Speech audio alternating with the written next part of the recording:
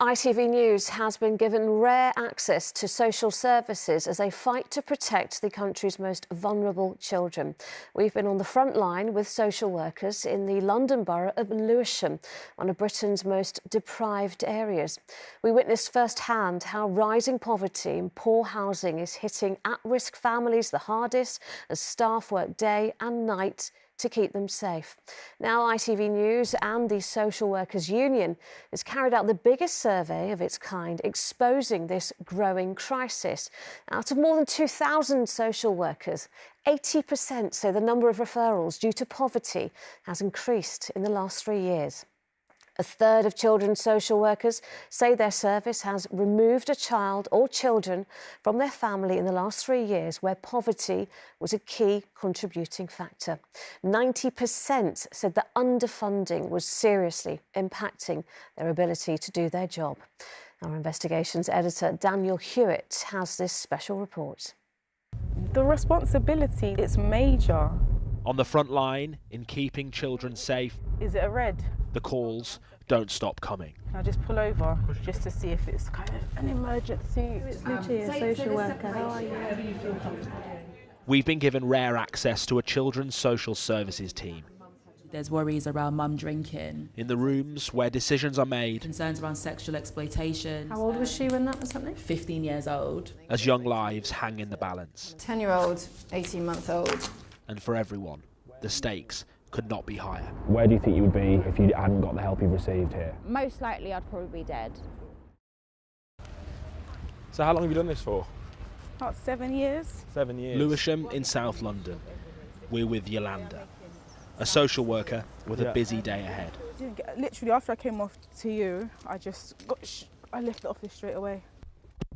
I'm going to meet a mother who fled significant domestic abuse. Referrals to children's social services in this corner of the capital are up 40% since the pandemic, driven, Yolanda says, by one factor in particular. In terms of sort of poverty, I'm getting that a lot. So more children are being referred to social services because of poverty? Yeah. It's not sort of the family intend to neglect their children, but, you know, by virtue of, you know, the family being poor, it could lead to neglect.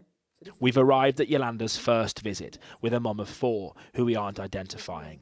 They're living in a homeless hostel in a different London borough after fleeing her abusive partner. Are you feeling a bit safer since, you know? Yeah. Her most pressing concern is her lack of housing and the conditions she and her kids are living in. Was some problems with bedbugs. She shows us pictures of the severe skin conditions her young children have developed living in a shared hostel. Despite going to her doctor and help from Yolanda, she's been told her best hope of a home could be to move 2 hours away. I don't know, nobody there. Even the kids to go or to change school and everything is start from zero. For Yolanda, this referral is typically complicated, but the challenge is juggling so much complexity. Not long after the pandemic, she almost quit the profession. Burnout, I feel like it's almost part and parcel of the role. I was case holding about 32 children at that time. What ideally would you have? Ideally, about 15. Wow, okay. But when you've got a caseload that's kind of double what it should be, what is the kind of thing you're worried about happening? Worst case scenario, a fatality, a child death. That's on every social worker's mind. That's something we're constantly carrying. Poverty, health, housing, all of life's crises crisscross their way into this building. Because we're sending the message now. Social services here handle more than 4,000 referrals every year. You all right? Yeah, I'm good, thank you. Yaz was referred when she was pregnant. Good. And little one, how is he doing? Yeah, he's good. He's hectic, full of energy. She was a drug addict who has spent almost her entire life on the radar of social services. I was a very unhappy child. Physical abuse, mental abuse, that kind of thing. I started smoking cigarettes at 9, started smoking cannabis at 10, started taking amphetamines when I was 13. I come close to dying a good few times. Yaz had 2 children by her ex-partner in a different area of the country, but were permanently removed from her and adopted. She then became pregnant with her third child, but was moved to Lewisham, where social services took a different approach. They paid for me to go to rehab.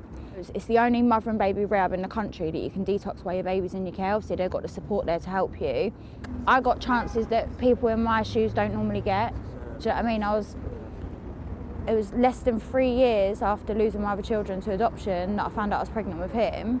Although obviously, like, it breaks my heart that I haven't got my older children with me, I know they've got a good life now. I told you we would get you there. I know.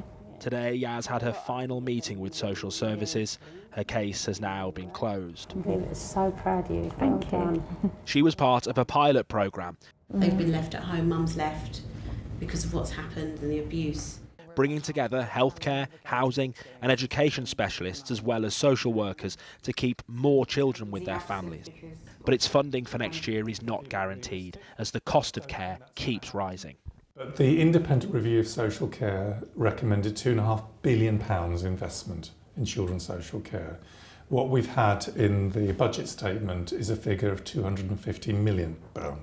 There's not enough social workers coming through the system, but these children are children who've got very high levels of needs. And when things go wrong, they go wrong horribly.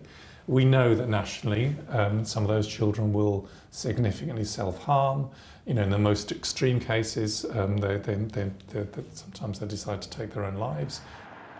As light gives way to night, Yolanda's final visit is done, but that can change in a moment. Then we get that call that says there's a baby in the hospital, unexplained injuries. So that would be considered as red, and we're out, and it can bring us into late hours of the night.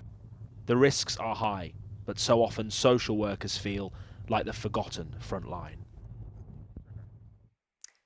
Dan, some really alarming findings in that report, and it seems like the pressure on social services just keeps on building. Yeah, and to an unsustainable level. And the current government, the new government, the Department for Education told us that £250 million they gave the sector in the budget is double what the previous government was going to do. And they say that the sector has been left, in its words, to fester, and it has promised to overhaul the system. Local authorities have heard this all before. Alarm bells are ringing in local authorities across the country. The rise in the cost of care, both adults and children's social care, is eye-watering, and it is unsustainable. A decade ago, local council budgets, they spent about half of their budgets on care. Now it's more like 2/3, and it is rising all of the time. Some councils fear they'll simply become care providers at the expense of libraries and street lighting and road repairs.